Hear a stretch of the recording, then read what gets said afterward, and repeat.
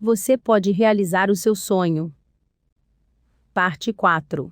Final. Capítulo 8. A pergunta da perseverança. Estou me aproximando do meu sonho? Possuir uma visão não é o mesmo que vivê-la. Não podemos encorajar outras pessoas com nossa visão, se nós mesmos não entendemos e seguimos as suas verdades. Ser abençoado com visões não é suficiente, devemos vivê-las. Ig Eagle. H. Jackson Brown, autor de Pequeno Livro de Instruções da Vida, afirma que existem duas regras de perseverança. Regra número 1. Dê um passo a mais. Regra número 2. Quando não conseguir dar mais um passo, volte para a regra número 1. Isso é o necessário para conseguir um sonho. A vontade de dar mais um passo mesmo quando estiver convencido de que não conseguirá. As pessoas que vivem seus sonhos recusam-se a desistir, sabendo que, se conseguirem fazer qualquer progresso, por menor que seja, todos os dias, aumentarão as chances de que algo aconteça a favor delas. Respondem sim à pergunta da perseverança, que questiona: estou me aproximando do meu sonho? Uma imagem de perseverança. Estude a vida de líderes e empreendedores, e verá que todos compartilham a qualidade da perseverança. Apesar das circunstâncias negativas, dos obstáculos e das injustiças, eles perseveram. Aproximam-se de seus sonhos, dia a dia. Recentemente, descobri a história de Elizabeth Keckley, um modelo de tenacidade. Ela nasceu escrava em 1818, na Virgínia, e sofreu dificuldades e abusos ao longo de sua vida. Foi encarregada de cuidar de uma criança quando tinha apenas 4 anos, e apanhou muito com 5 por ter virado o berço do bebê. Foi separada do seu pai. Foi abusada sexualmente. E ouvia repetidamente de seus donos que nunca valeria o sal que comia. Desde a infância, conheceu de forma dolorosa o sofrimento dos que viviam na escravidão. Em sua autobiografia, escreveu: Regra número 1. Dê um passo a mais. Regra número 2. Quando não conseguir dar mais um passo, volte para a regra número 1. H. Jackson Brown. Quando tinha 7 anos, presenciei, pela primeira vez, a venda de um ser humano. O mestre tinha acabado de comprar porcos para o inverno, mas não tinha dinheiro para pagá-los. Para fugir desse embaraço, era necessário vender um dos escravos. O pequeno Joe, filho da cozinheira, foi escolhido como vítima. A mãe do menino recebeu a ordem de vesti-lo com roupas de domingo e enviá-lo para a casa grande. Ele chegou com o rosto feliz, foi colocado na balança e vendido, como os porcos, pelo seu peso. Sua mãe não ficou sabendo da transação, mas suspeitou. Quando seu filho se dirigia a Petersburg no trem, ela compreendeu a verdade, e pediu muito para que seu garoto não fosse separado dela, mas o mestre acalmou afirmando que o menino estava indo para a cidade, mas que voltaria pela manhã. Amanheceu, mas o pequeno Joe não voltou. Várias manhãs se passaram, e a mãe morreu sem nunca mais ter visto seu filho. Um dia, ela foi chicoteada por chorar por seu filho perdido. O coronel Burwell, o dono deles, não gostava de ver seus escravos com o rosto triste. Keckley teve uma vida dura, algo que ela descreve como se tivesse frequentado uma escola muito difícil. Ela deu à luz uma criança depois de ter sido violentada por um homem branco. Sempre era obrigada a fazer o trabalho de 3 pessoas. Mas também era muito tenaz, e aproveitou ao máximo as suas oportunidades. Aprendeu a ler e escrever. Desenvolveu habilidades como costureira, tendo aprendido o ofício desde cedo, aos 6 anos, com sua mãe. E desenvolveu uma noção de negócios que, por fim, usou para mudar a sua vida. Sonhos de liberdade. Keckley cresceu em uma área rural. No entanto, quando a família para a qual trabalhava se mudou para a cidade de Petersburg, na Virgínia, algo importante aconteceu. Keckley, que tinha então 20 e poucos anos, identificou o seu potencial para se tornar uma empreendedora. Quase metade da população de Petersburg era negra, e cerca de 1/3 deles era livre. Ao andar pela cidade, descobriu que havia muitas negras livres solteiras, que tinham propriedades e dirigiam seus próprios negócios. Keckley viu possibilidades para si porque, a essa altura, já era uma ótima costureira. Um sonho começou a plantar sua semente dentro dela. Sempre muito pragmática, até esse momento Keckley tinha sempre tentado viver da melhor maneira como escrava, superando abusos, trabalhando muito e vivendo com integridade. Naquele momento, pela primeira vez, ela considerava a possibilidade de que algum dia poderia ganhar a sua liberdade e trabalhar para ela mesma. A professora de Harvard, Jennifer Fleischner, observa: nessas mulheres negras trabalhadoras e de classe média, Lizzie conseguiu ver as possibilidades além da escravidão para alguém como ela. Com o novo gosto da autonomia em sua boca, nunca antes tinha visto tanta liberdade de movimento ou de pensamento como em Petersburg. Ela começou a querer mais. Outra mudança, dessa vez para St. Louis, Missouri, quando tinha 29 anos, fortaleceu ainda mais o sonho de Keckley. A família para a qual trabalhava estava passando por momentos difíceis, então ela começou a fazer vestidos não só para as mulheres da família, mas também para outras damas proeminentes da sociedade, a fim de ganhar dinheiro. Com minha agulha, lembra Keckley, alimentei 17 pessoas por 2 anos e 5 meses. Cada vez mais a independência, tanto legal quanto econômica, estava em sua mente. Quando cogitou a possibilidade de comprar sua liberdade para seu dono, ele se recusou a discutir e mandou que ela nunca mais falasse no assunto. Mas, nesse momento, o sonho já era muito importante e ela jamais desistiria. O mesmo espírito de perseverança que a fez sobreviver voltou-se para seu desejo de comprar a sua liberdade e a de seu filho. Não desistiria disso, comenta Keckley, porque a esperança apontava para uma vida livre e feliz no futuro. Uma vez, quando tocou no assunto, seu dono ofereceu uma moeda de prata e mandou que ela pegasse o barco para cruzar o rio, indo para Illinois, um estado livre. Ela se recusou. Pelas leis da terra, sou sua escrava, o Senhor é o meu mestre, ela respondeu, e eu só serei livre pelas leis do meu país. Finalmente, quando a situação da família se tornou desesperadora, o dono fez um preço: $1.200. Era uma quantia muito alta, o equivalente a uns $25.000 hoje em dia. Mas isso não deteve Keckley. Não importava a quantia que seu dono estipulasse, ela encontraria uma forma de pagar. Nenhum preço é grande demais para um sonho, com a perseverança que ela possuía. Inicialmente, planejou ir até Nova York para pedir a uma organização de caridade que lhe emprestasse dinheiro.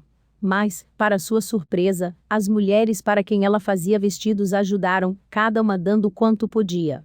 Em 13 de novembro de 1855, Elizabeth Keckley comprou a sua liberdade e a de seu filho. Em sua autobiografia, ela escreveu: os $1.200 foram reunidos e, finalmente, meu filho e eu estávamos livres. Livres, livres. Que gloriosa palavra! Livres. A amarga luta havia terminado. Livres. A alma poderia agora ir para o paraíso, e para Deus sem correntes para impedir o voo, ou prendê-la à terra. Livres. A terra parecia mais linda, e as estrelas pareciam cantar alegremente. Sim, livres. Livres pelas leis do homem, e pelo sorriso de Deus, e que o paraíso abençoe quem me ajudou. Apesar de dinheiro ter sido oferecido como um presente, Keckley aceitou-o como empréstimo. Ela trabalhou bastante durante 5 anos em St. Louis, e devolveu cada centavo. Uma carreira depois da escravidão. A liberdade era somente metade do sonho de Keckley. A outra metade era ser uma empresária de sucesso. Para conseguir isso, ela se mudou primeiro para Baltimore e depois para Washington, onde começou a trabalhar como modista. Devido às suas excepcionais habilidades na área da costura, a sua desenvoltura para fazer contatos e as excelentes recomendações de suas clientes em St. Louis, ela logo conseguiu muito trabalho. Estava se tornando bem-sucedida. Em pouco tempo ganhou o respeito de suas clientes e dos comerciantes locais e se tornou bastante bem-sucedida. E um sonho ainda mais alto cresceu em sua mente. Desde que cheguei a Washington, explicou Keckley, tive uma grande vontade de trabalhar para as damas da Casa Branca e, para realizar esse objetivo, eu estava disposta a fazer quase qualquer sacrifício. Não havia nenhuma pessoa mais visível nos Estados Unidos, para quem ela pudesse fazer vestidos, do que a primeira-dama. Ela continuou trabalhando, conseguindo as melhores referências boca a boca. Em um ano, ela conquistou o seu objetivo. Keckley se tornou a modista exclusiva, consultora de moda, e às vezes até ajudante de Mary Todd Lincoln. Desde o dia da posse de Abraham Lincoln também se tornou sua amiga e confidente. Keckley consolou Lincoln quando seu filho, Willie, morreu. E, depois que o presidente foi assassinado, quando lhe perguntaram: "Não há ninguém, senhora Lincoln, que desejaria ter com a senhora neste momento terrível?", a primeira-dama respondeu: "Sim, tragam Elizabeth Keckley." Lincoln foi confortada por ela. Durante anos, depois da morte do presidente, ela sempre descreveu Keckley como a sua melhor amiga. O negócio de Keckley cresceu em Washington. Em um dado momento, ela estava tão ocupada que abriu uma segunda loja. Nos seus últimos anos, tornou-se uma conhecida professora de costura. Conquistou tudo o que havia sonhado, e muito mais do que os outros achavam que seria capaz de conseguir. E se deliciou ao saber-se, nos anos que se seguiram à Guerra Civil, em melhor situação financeira que os filhos de seus antigos donos. Se alguém tivesse feito a pergunta do custo para ela: "Estou disposto a pagar o preço do meu sonho?", não duvido que ela tivesse respondido com um sonoro sim. O seu sonho faz com que você fique mais forte ou mais fraco. E você? Como responde à pergunta da perseverança? Você está se aproximando do seu sonho? Está avançando?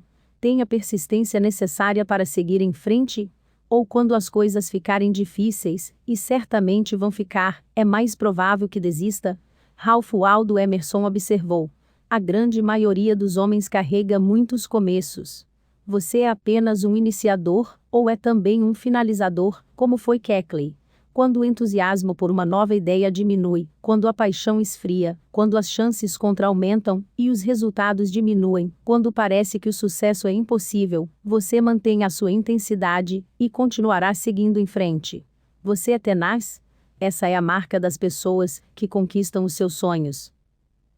A grande maioria dos homens carrega muitos começos." Ralph Waldo Emerson. Calvin Coolidge, o 30º presidente dos Estados Unidos, afirmou: "Persistência e determinação, sozinhas, são onipotentes." O slogan "Continue pressionando" resolveu, e sempre resolverá os problemas da raça humana. A perseverança é a solução para os muitos problemas que você encontrará no caminho até o seu sonho. Considere o fato de que o almirante Robert Peary tentou chegar ao Polo Norte 7 vezes antes de finalmente conseguir. Oscar Hammerstein produziu 5 shows na Broadway, que foram fracassados antes de Oklahoma, que foi visto por mais de 4,5 milhões de pessoas em 2.212 apresentações, um recorde. Thomas Edison fracassou em sua tentativa de criar uma lâmpada elétrica 10.000 vezes antes de criar uma que finalmente funcionou. Para realizar o seu sonho, você terá de desenvolver a capacidade de continuar quando os outros desistirem. Precisa desenvolver perseverança.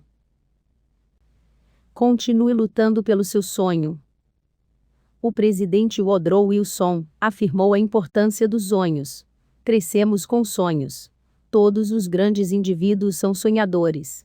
Eles veem coisas na doce calma de um dia de primavera, ou no fogo avermelhado de uma longa tarde de inverno.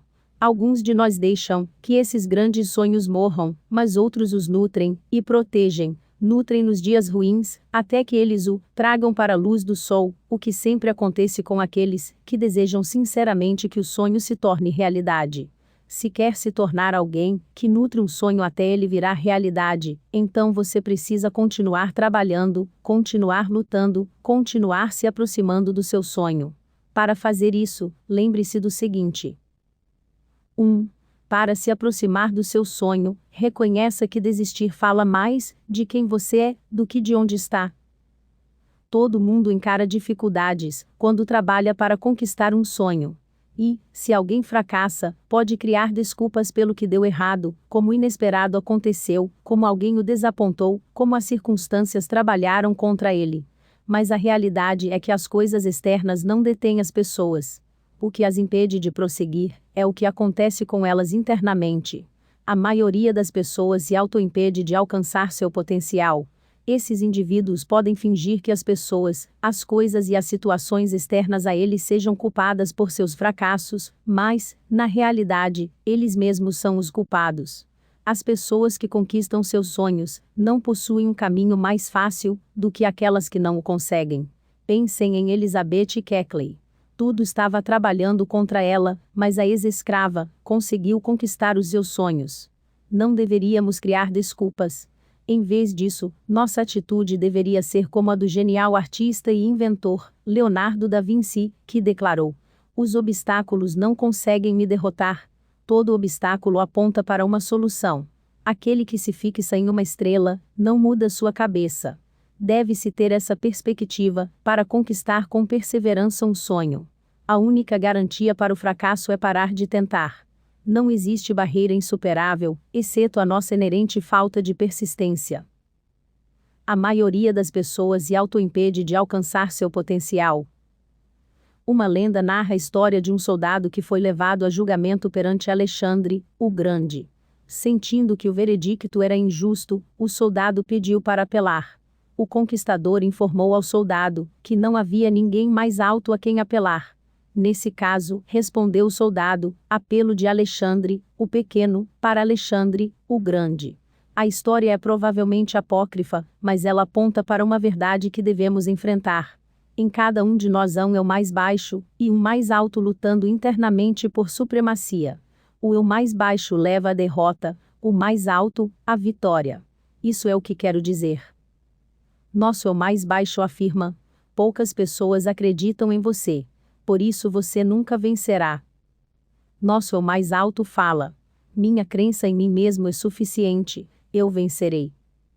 A única garantia para o fracasso é parar de tentar.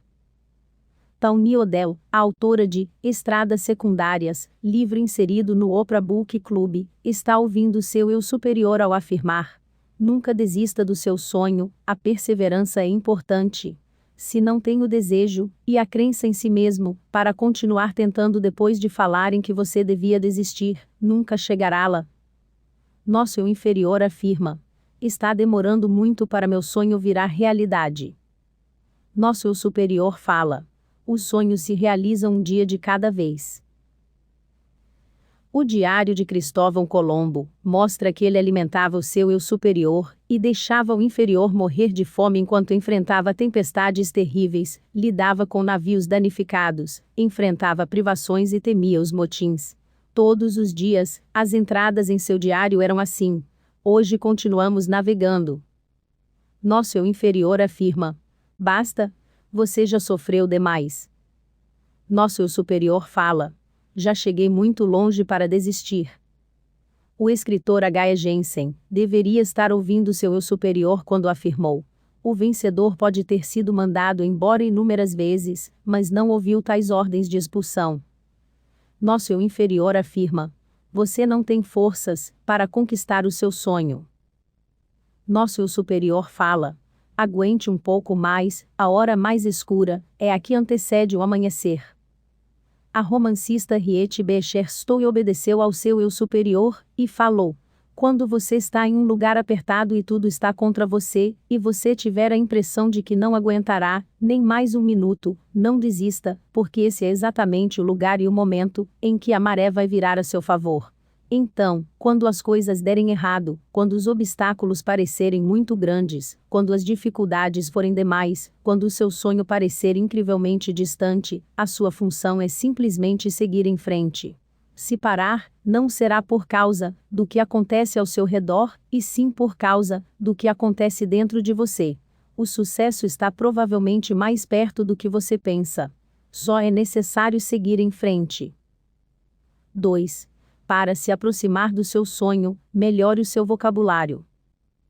Durante o começo dos anos 1970, quando eu estava tentando trabalhar com difíceis questões de liderança, os meses passavam e eu não conseguia encontrar uma resposta.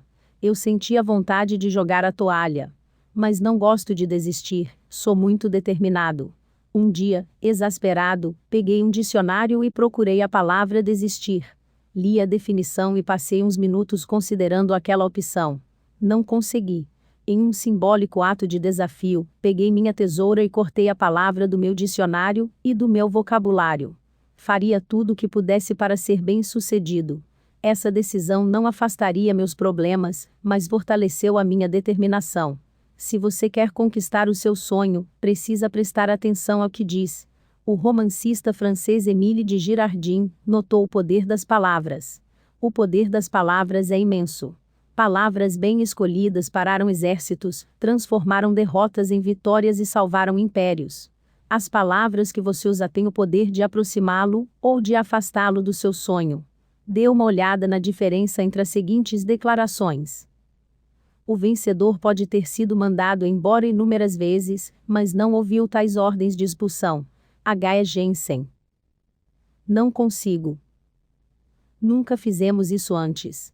Não temos os recursos. Não há tempo suficiente. Já tentamos isso. É uma perda de tempo. Não temos o conhecimento. Nossos vendedores não vão apoiar. Não temos dinheiro suficiente. Temos pouco pessoal. Não temos o equipamento. Isso nunca vai melhorar. Deixe outra pessoa lidar com isso. É muito radical. Nossos clientes não vão aprovar. Não é minha responsabilidade. Não consigo. Consigo. Temos a oportunidade de sermos os primeiros. A necessidade impulsiona a invenção. Mudaremos a forma de trabalhar. Aprendemos com a experiência. Pense nas possibilidades. Vamos nos conectar com quem tem. Vamos mostrar-lhes as oportunidades. Talvez haja algo que possamos cortar. Somos uma equipe com vontade de aprender. Talvez possamos substituir. Vamos tentar mais uma vez. Estou pronto para aprender algo novo. Vamos arriscar. Eles adoram o que compreendem. Fico feliz de assumir a responsabilidade. Consigo. Se você se ouvir afirmando que não consegue fazer algo, então será incapaz de fazê-lo, mesmo se tiver o talento, os recursos, a estratégia e as pessoas para realizar tais tarefas. Somente aqueles que dizem que podem, conseguem. Dizer que acredita não garantirá o sucesso, mas dizer que não acredita em si, garantirá o seu fracasso. Adoro a perspectiva de Bill Boeing, que fundou a Boeing Aircraft em 1916. Em uma placa na sede antiga da empresa está uma citação dele, que diz assim: ninguém tem o direito de desprezar qualquer ideia nova com a declaração de que não dá para fazer. Nossa obrigação é manter constantemente a pesquisa e a experimentação, para adaptar nossos laboratórios à produção, o mais rápido possível para não permitir que percamos qualquer melhoria no voo e nos equipamentos. Essa atitude manteve o seu sonho e a sua empresa Boeing vivos por mais de 90 anos. Dizer que acredita não garantirá o sucesso, mas dizer que não acredita em si garantirá o seu fracasso. 3. Para se aproximar do seu sonho, reconheça que esperar até que tudo esteja certo está errado. O comediante Jonathan Winters aconselhou: se o seu barco não vier até o porto, nade ao seu encontro. Muitas pessoas ficam no porto esperando. Elas querem que o barco que no lugar, que a ponte esteja perfeitamente posicionada, o clima seja agradável, e que lhes enviem um convite, antes que se disponham a dar um passo adiante. Isso nunca vai acontecer. Por quê? Porque nossos sonhos não se movem em nossa direção. Nós é que devemos ir até eles. Se o seu barco não vier até o porto, nade ao seu encontro. Jonathan Winters. Jack Canfield, em seu maravilhoso livro Os Princípios do Sucesso, escreve: está na hora de parar de esperar por perfeição, inspiração, permissão, reafirmação, alguém para mudar, a pessoa certa para se juntar, as crianças saírem de casa, um horóscopo mais favorável, o novo governo assumir, a ausência de risco, alguém descobri-lo, um conjunto claro de instruções. Mais autoconfiança. O fim da dor. Em outras palavras, as condições nunca serão perfeitas para que você lute pelo seu sonho. Na verdade, as condições podem nunca ser favoráveis. Siga em frente da mesma forma. Seja tenaz em seu compromisso de agir. 4. Para se aproximar do seu sonho, mude o seu pensamento. Se você compara o pensamento de pessoas que desistem facilmente com o das que seguem de forma tenaz na luta por seus sonhos, sabe qual é uma das principais diferenças? Acredite ou não, pessoas bem-sucedidas não passam a maior parte do tempo pensando no que deve ser feito. Em vez disso, elas passam o dobro do tempo refletindo no que já conseguiram e em como são capazes de realizar o que querem fazer. Adoro a forma como o treinador aposentado da UCLA, John Wooden, expressa essa ideia. As realizações se dão mais naturalmente para as pessoas que fazem o máximo para que as coisas aconteçam. Pessoas bem-sucedidas são positivas. Elas acreditam que conseguirão alcançar seus objetivos. A maior parte delas adora o que faz. E essas coisas são importantes, porque perseguir um sonho é uma viagem desigual. É uma subida. Possui vários becos sem saída. Só aqueles que pensam direito são bem-sucedidos. As realizações se dão mais naturalmente para as pessoas que fazem o melhor, para que as coisas aconteçam. John Wooden. A maior distância entre pessoas bem e mal-sucedidas está no pensamento. Pessoas bem-sucedidas pensam de forma diferente, principalmente na área do fracasso. Elas o veem como uma parte do sucesso e o superam. Jonas Salk, médico, pesquisador e desenvolvedor da vacina contra a pólio, observou: quando olho a experiência de um experimentador, tudo o que se faz é, em certo sentido, um sucesso. Isso porque estamos aprendendo sobre o que não devemos fazer, bem como sobre o que devemos fazer. Não é raro chegar ao laboratório e as pessoas contarem sobre algo que não funciona. E digo: ótimo, fizemos uma grande descoberta. Se você achou que ia funcionar e não funcionou, isso lhe mostra tantas coisas quanto se aquilo tivesse dado certo. Assim, minha atitude não é de dificuldade, minha atitude é de desafios e o que a natureza está me contando. A perseverança vem do pensamento correto. Essa é a marca das pessoas de sucesso. Elas continuam tentando, continuam aprendendo, continuam seguindo em frente. Elas vencem a batalha em suas cabeças, e isso se espalha pelo que fazem. Elas mostram o mesmo tipo de atitude que o inventor Thomas Edison tinha quando declarou: quando decido que vale a pena conseguir um resultado, sigo em frente e tento até conseguir. Se você quiser seguir em frente até conquistar o seu sonho, precisará ter uma atitude semelhante. 5. Para se aproximar do seu sonho, reconheça que os recursos para o seu sonho acabam no instante em que você para. Há uma forte relação entre o nosso movimento em direção aos nossos sonhos e os recursos que precisamos que fiquem disponíveis. É muito frequente querermos ver os recursos ou tê-los em nossas mãos antes de começarmos. Mas, nesse momento, ainda não temos nem recursos nem movimento. Em vez disso, precisamos ser como o caracol quando começa a subir em uma macieira em um dia frio de inverno. Enquanto subia devagar, um verme colocou a cabeça para fora de seu buraco na árvore e falou: você está desperdiçando a sua energia. Não há nenhuma maçã lá em cima. Não, respondeu o caracol enquanto continuava a subir, mas haverá muitas quando eu chegar lá. A história é engraçada, mas o sentimento é verdadeiro. Só seguindo em frente teremos a oportunidade de receber o que precisamos para sermos bem-sucedidos. Em 1995, meu irmão Larry e eu fundamos a equipe, uma organização sem fins lucrativos, que treinou mais de 2 milhões de líderes em todo o mundo. Em um evento em Pebble Beach, que celebrou o 10º aniversário da organização, tive a oportunidade de falar para 300 doadores da equipe. Enquanto olhava para os rostos dos homens e mulheres, que estavam financeiramente comprometidos com o sonho de treinar líderes internacionalmente, percebi que conhecia apenas uns 25, quando a equipe foi criada. Mais de 90% dessas pessoas-chave, e os recursos que elas forneciam, entraram depois de termos começado. Não lançamos a equipe, porque já tínhamos os recursos de que precisávamos. Lançamos a equipe, porque precisávamos desses recursos. Essa é a forma como as coisas sempre funcionam. A visão não segue os recursos. A coisa acontece da maneira inversa. Primeiro, temos o sonho. Aí começamos a trabalhar. Depois, e só depois, as pessoas e os recursos aparecem. Como o empresário e autor W. Clement Stone falou: o esforço só libera sua recompensa depois que uma pessoa se recusa a desistir. 6. Para se aproximar do seu sonho, pratique a regra dos 5. Milhões de pessoas, eu inclusive, foram inspiradas pelas histórias nos livros Histórias, para aquecer o coração de Mark Victor Hansen e Jack Canfield. Acho que a maioria das pessoas acha que os editores estavam se matando pela oportunidade de publicar o trabalho deles. Não mesmo. Foi uma grande batalha. Ansem e Canfield tiveram dificuldades em conseguir que alguém se interessasse em publicar seu primeiro livro. Depois, tiveram dificuldades em fazer com que as pessoas o comprassem. Eles pesquisaram muito e falaram com vários escritores de sucesso.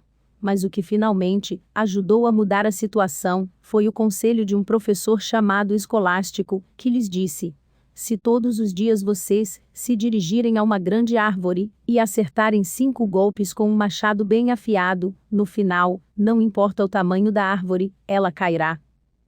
O esforço só libera sua recompensa depois que uma pessoa se recusa a desistir. W. Clement Stone. A partir desse conselho, os autores desenvolveram o que chamaram de regra dos 5. Diariamente, eles faziam 5 coisas específicas que os aproximariam do sonho de vender livros.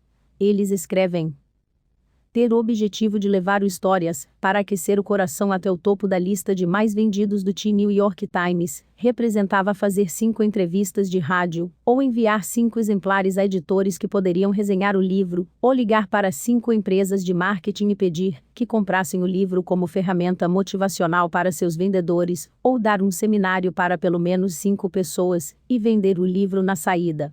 Em alguns dias simplesmente, mandávamos 5 cópias gratuitas para pessoas listadas no livro de endereços de celebridades, gente como Harrison Ford, Barbara Streisand, Paul McCartney, Steven Spielberg e Sidney Poitier. Como resultado dessa atividade, acabei conhecendo Sidney Poitier, a pedido dele, e mais tarde descobrimos que o produtor da série, O Toque de um Anjo, exigiu que todas as pessoas que trabalhavam no programa lessem histórias para aquecer o coração, para colocar suas mentes no estado correto. Um dia, enviamos exemplares do livro para todos os jurados do julgamento de O.J. Simpson. Uma semana depois, recebemos uma linda carta do juiz Lance Ito agradecendo por termos pensado nos jurados, que estavam confinados e não podiam assistir à TV, nem ler jornal. No dia seguinte, 4 dos jurados foram filmados lendo o livro, e isso foi uma valiosa publicidade para nós.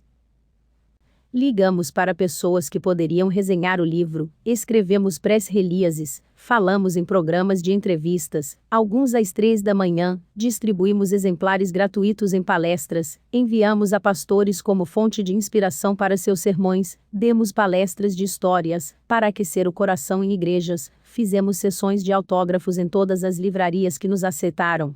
Pedimos que empresas fizessem compras no atacado para seus empregados, apresentamos o livro em bases militares, pedimos a nossos amigos oradores que vendessem o livro em suas palestras, pedimos a empresas de organização de seminários que colocassem o livro em seus catálogos, compramos um diretório de catálogos e pedimos para incluir o livro, visitamos lojas de presentes e de cartões e pedimos que vendessem o livro, fomos até em postos de gasolina, padarias e restaurantes para vender o livro.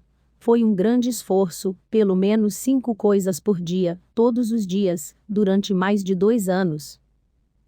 Você está usando a regra dos 5 de forma eficiente? Você é o juiz. A franquia Histórias para Aquecer o Coração tem 170 títulos publicados em 41 idiomas, e vendeu 112 milhões de cópias.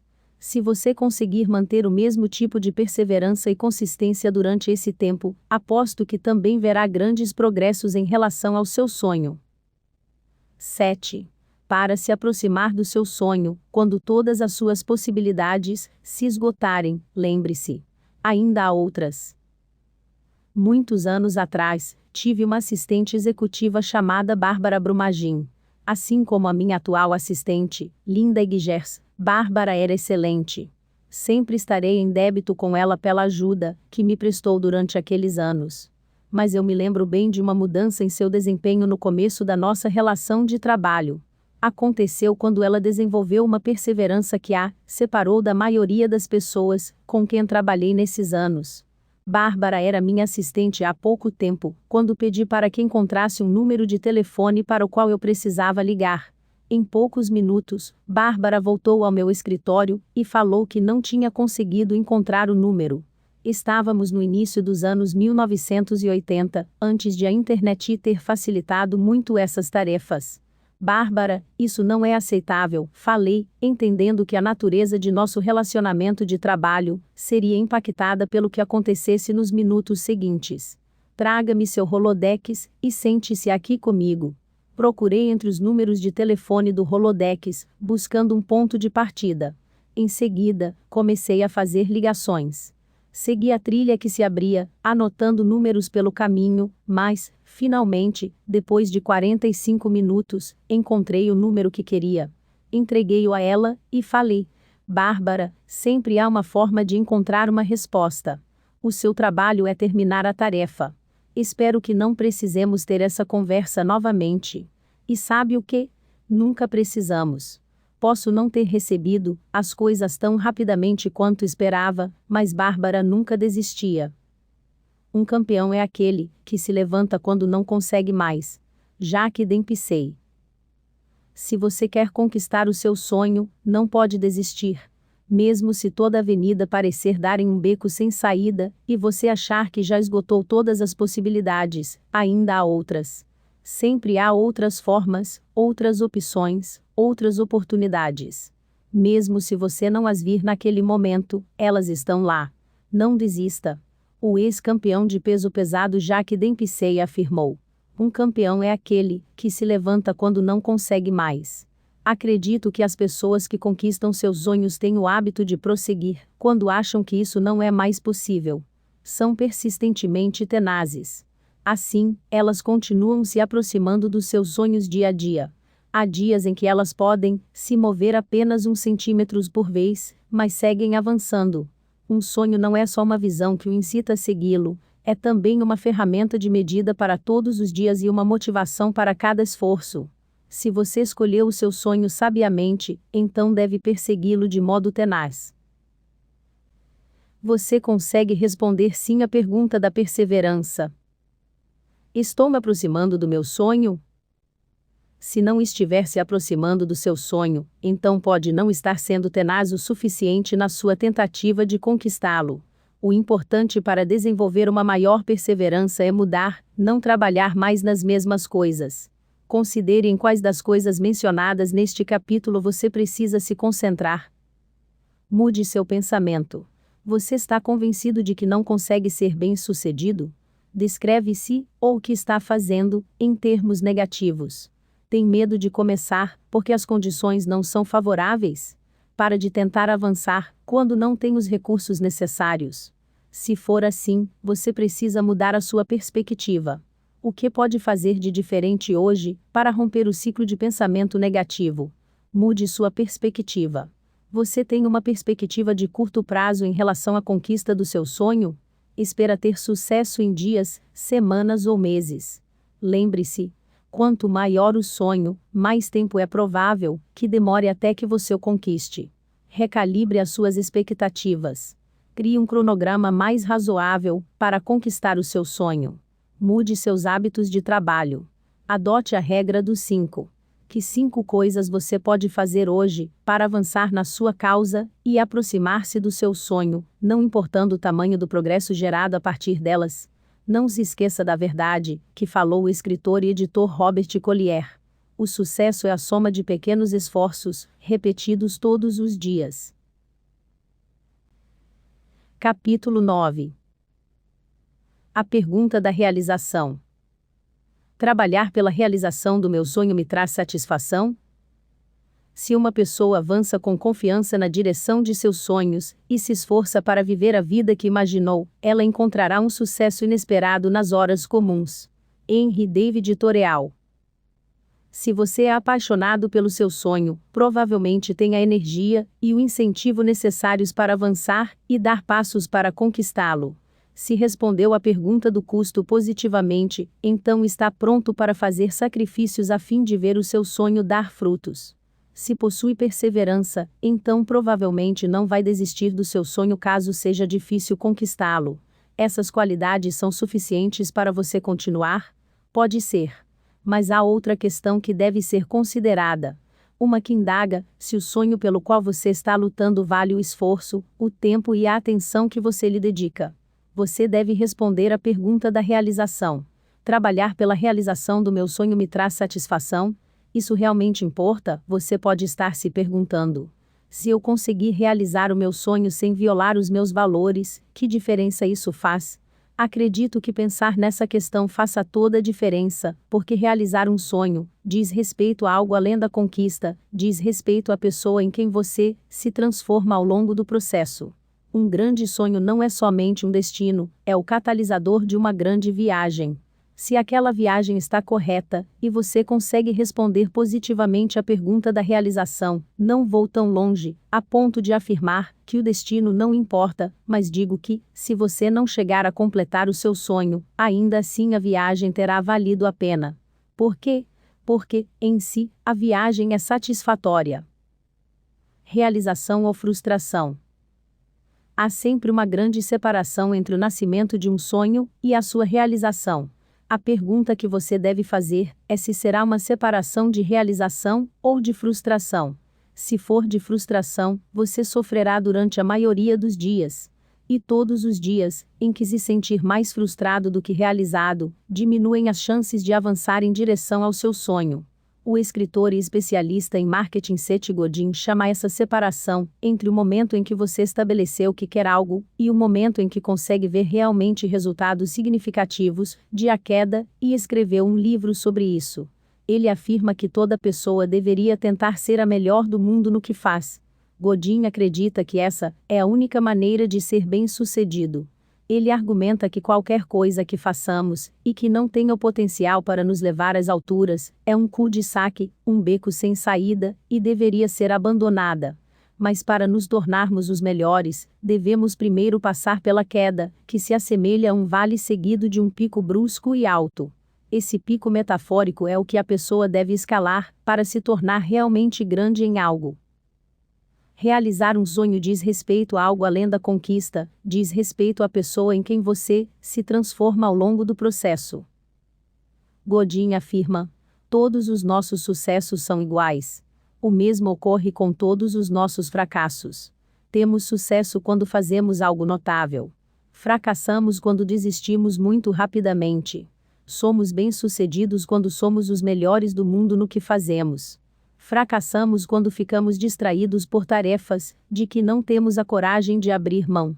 Quanto maior a queda, argumenta Godin, maior o potencial para recompensas, porque a queda elimina outros que poderiam estar tentando tomar o mesmo caminho. Eu diria que a queda representa tanto a adversidade que se deve enfrentar quanto a curva de aprendizado que devemos superar para conseguir os resultados desejados. Para alcançar nossos sonhos, devemos ultrapassar o vão entre a sua concepção e a sua realização. Isso significa superar obstáculos, lidar com difíceis curvas de aprendizado e trabalhar muito. Se não tivermos um forte sentido de realização, que nos traga satisfação pelo caminho, teremos problemas. De Wall Street para as estradas vicinais da África. Sempre fico intrigado quando leio sobre alguém que abandona uma bem-sucedida carreira para seguir um sonho. Recentemente, li perfis na Fortune e na Forbes de alguém que se encaixa nessa descrição. Seu nome é Jacqueline Novogratz, e ela deixou uma carreira bem-sucedida e potencialmente muito lucrativa em Wall Street para trabalhar em algo que acha muito mais motivante. Novogratz tem muita capacidade para os negócios. A mais velha entre 7 irmãos, ela chegou à universidade e conseguiu um emprego no Chase Manhattan Bank. Poderíamos dizer que os negócios e as finanças estão no sangue da família. 3 de seus irmãos tomaram o mesmo caminho e agora desfrutam de carreiras de alto prestígio na área. Um deles é o seu irmão Mike, presidente do Fortress Investment Group, que estava na lista da Forbes dos maiores bilionários do mundo em 2007. Jacqueline Novogratz afirma que Henry Ford era um de seus heróis, porque ele viu a ligação entre empresa e consumidor, entendeu que seus trabalhadores eram também seu alvo, criou empregos que aumentaram os salários, e construiu produtos que seus trabalhadores poderiam comprar. Mas, além de ser boa em finanças, Novogratz tem um coração voltado para as pessoas. Ela sempre possuiu um forte desejo de ajudar pessoas menos afortunadas. Cita como um dos seus outros heróis o líder indiano Mahatma Gandhi, porque ele compreendeu a importância da igualdade e da dignidade humanas. Ela também admira o que chama de seu brilhantismo como marqueteiro e comunicador. Por meio de simbolismos e palavras, ele foi capaz de mudar um continente, e depois o mundo. Durante 3 anos, Novogratz viajou o mundo todo pelo Chase Manhattan Bank. Visitou 40 países naquela época. Mas, enquanto esteve no Brasil, o país estava passando por uma crise da dívida, e isso realmente a impactou. Vi todas aquelas pessoas nas favelas sem acesso a nenhum crédito bancário, enquanto estávamos dando milhões de dólares em empréstimos para os ricos, conta. Havia muita coisa errada naquela situação. Ela deixou seu emprego e tomou uma nova direção. Queria ajudar os mais pobres do mundo. Novogratz lembra-se de chegar à Costa do Marfim como uma jovem idealista. Tinha acabado de deixar o Wall Street, cortei meu cabelo para me parecer com a antropóloga Margaret Mead, doei quase tudo que tinha e cheguei apenas com o essencial, alguns livros de poesia, umas poucas roupas, e, é claro, um violão, porque eu ia salvar o mundo, e achei que deveria começar com o continente africano. Não é preciso dizer que ela era um pouco ingênua, mas se envolveu em projetos de microfinanças. Algo que combinava suas duas paixões, ajudar pessoas e finanças. Ela ouviu falar de uma padaria dirigida por 20 prostitutas em Kigali, Ruanda. Quando foi investigar, encontrou um grupo de mães solteiras, que eram apoiadas por uma igreja dedicando-se à padaria, que estava dando prejuízos. Ela decidiu ajudá-las a transformar a padaria em um negócio viável, e, com o tempo, conseguiu. As mulheres, que recebiam 50 centavos por dia de caridade, passaram a ganhar 3 vezes o salário médio nacional diário. Quando trabalhava em Wall Street, Novogratz diz que via o poder do capital para criar empresas, e o poder das empresas para criar mudança. Quanto mais ganhava experiência, mais a sua visão ficava clara. Ela queria combinar o poder e a sustentabilidade de empresas com o desejo de uma organização de caridade, para ajudar os mais pobres. Ela foi para Stanford e cursou um MBA. Em 2001, criou a Acumen Fund. De acordo com o site da organização, a Acumen Fund é um fundo de investimento global sem fins lucrativos, que usa técnicas empreendedorísticas para resolver os problemas da pobreza global. Procuramos provar que pequenas quantidades de capital filantrópico, combinadas com altas doses de visão para os negócios, podem construir prósperas empresas que ajudarão muitos pobres. Nosso foco de investimento está nos bens e serviços acessíveis e importantes, como saúde, água, moradia e energia, através de enfoques inovadores e orientados ao mercado. Novogratz viu que as organizações de caridade sozinhas não resolveriam os problemas dos pobres, porque não forneceriam soluções de longo prazo. As empresas, sozinhas, não ajudavam os pobres, porque elas procuravam lucros rápidos para seus investimentos e, portanto, nunca tinham os pobres como alvo. Conta Novogratz. Enfoques baseados no mercado de apoio a empresas com potencial para crescer quando os dólares da caridade terminam, podem fortalecer as pessoas que vivem em situação de pobreza, para que resolvam seus próprios problemas a longo prazo. Nosso objetivo é transformar o modo como o mundo vê os pobres, não como recipientes passivos de caridade, mas como indivíduos com potencial para tomar controle de seus próprios destinos. Muitas organizações de caridade estão ajudando pessoas nos países em desenvolvimento por meio de microfinanças, emprestando, por exemplo, $150 a mulheres para que comprem máquinas de costura. A Acumen tem um enfoque diferente.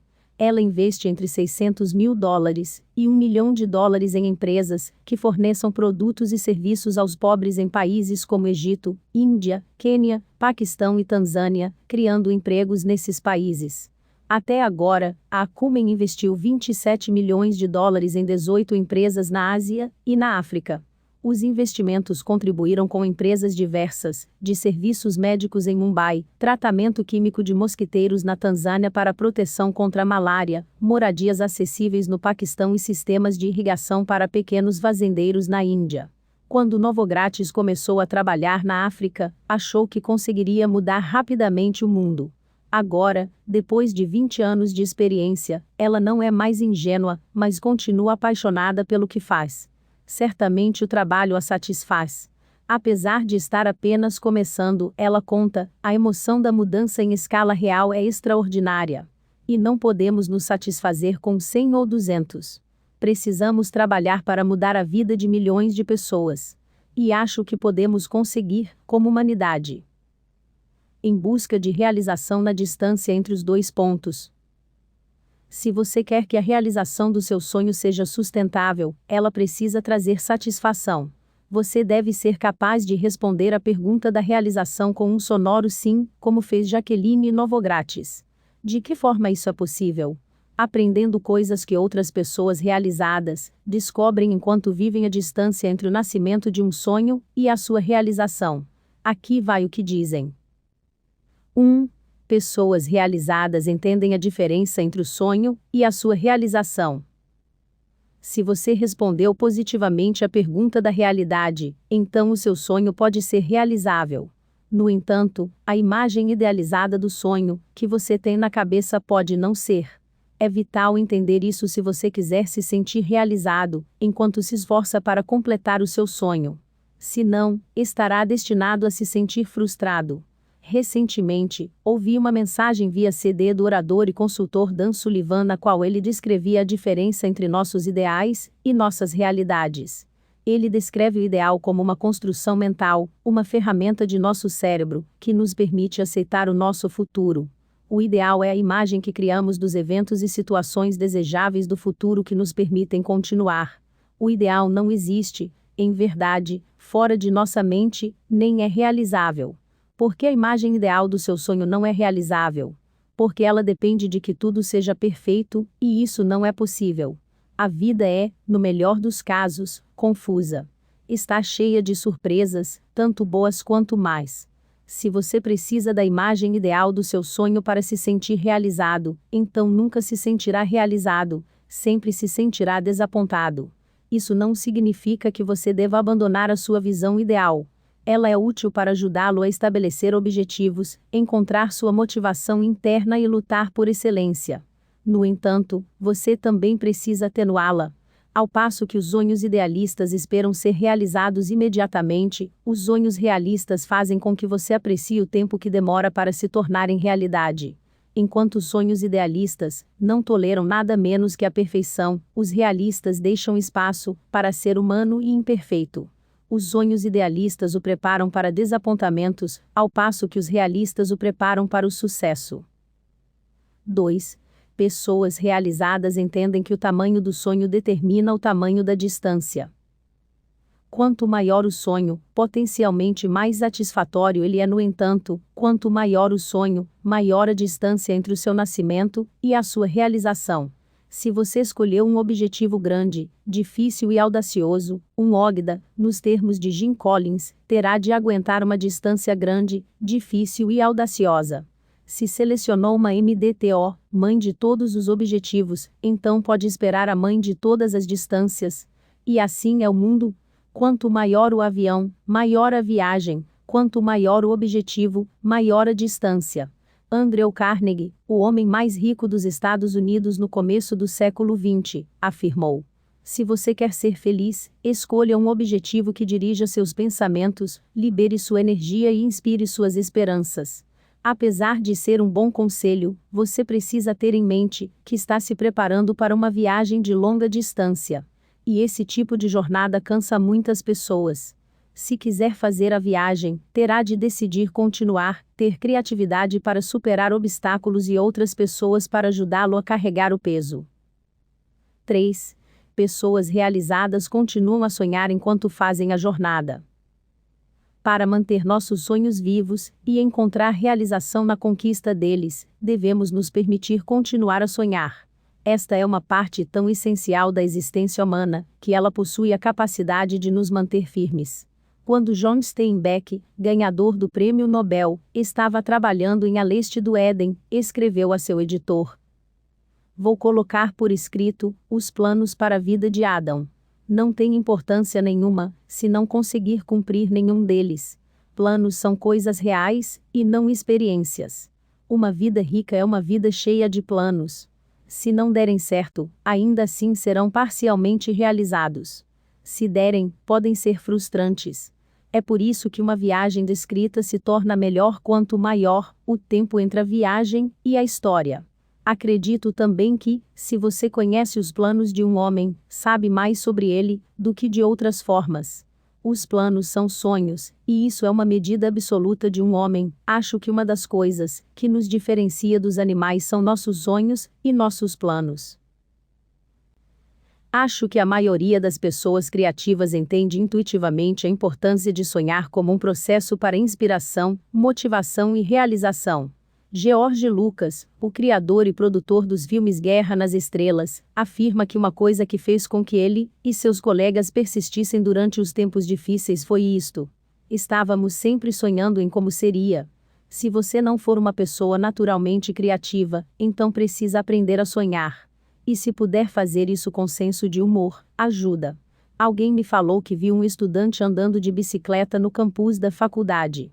Na camiseta do estudante, havia a seguinte frase: "Vou ser médico".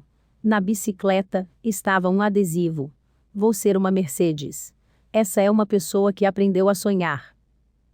Se você quer ser feliz, escolha um objetivo que dirija seus pensamentos, libere sua energia e inspire suas esperanças. Andrew Carnegie. 4. Pessoas realizadas apreciam cada passo dado ao longo da jornada.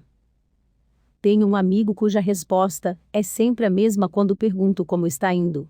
Estou vivendo o sonho, ele afirma. Isso significa que já conquistou o seu sonho? Não. O que ele está dizendo é que sua resposta à pergunta da realização é sim.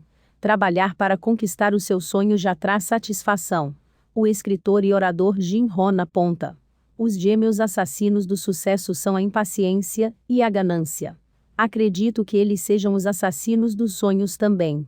A maioria das pessoas quer que os resultados sejam rápidos e fortes.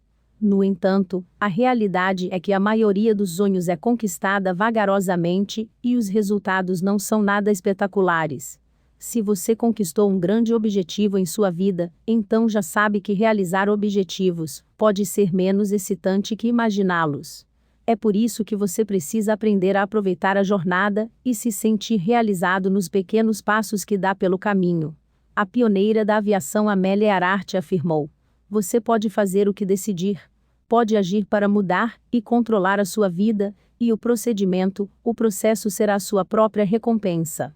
As pessoas mais bem-sucedidas e mais felizes que conheço sentem prazer na jornada em direção aos seus sonhos.